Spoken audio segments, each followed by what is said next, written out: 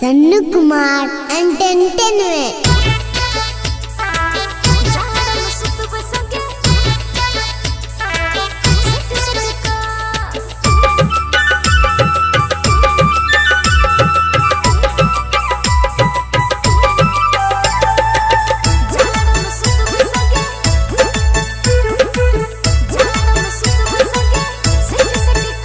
एगो कंबल के नलिए गोरी खच खच का एगो कंबल के नलिए गोरी खच खच का खच खच का जाड़ा में सुतब संगे सट सट का यसैया जाड़ा में सुतब संगे सट सट का एगे खटिया के ऊपर पटिया बिछेबे पटिया पर एके को तकिया लगेबे दूर रहबे ने एको पल हट हट का हट हट का जाड़ा में सुतब संगे सट सट का यसैया जाड़ा में सुतब संगे सट सट का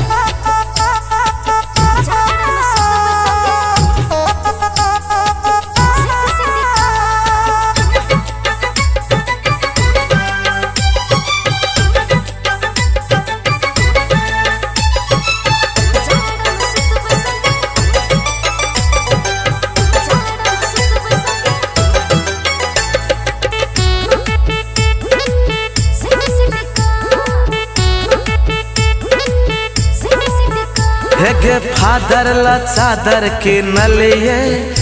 एगो मदर ला ओढ़नी की नलिए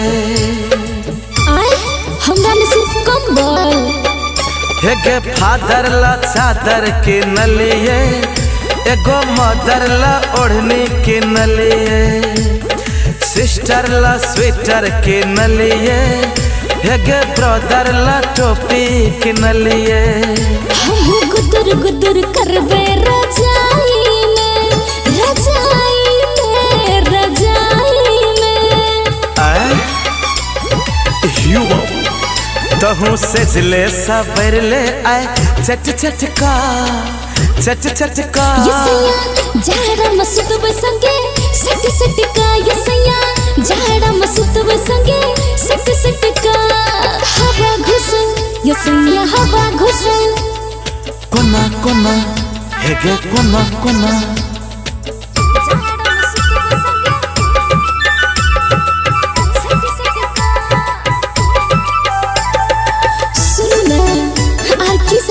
कहो ना धत्तेरी के कहो ना देखी तो हेगे बच्चा ला कच्चा की नलिए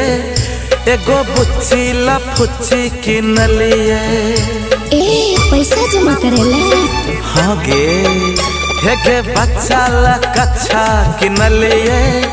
एगो बुच्ची ला फुच्ची की नलिए हेगे साउस खातिर सिरक सियलिए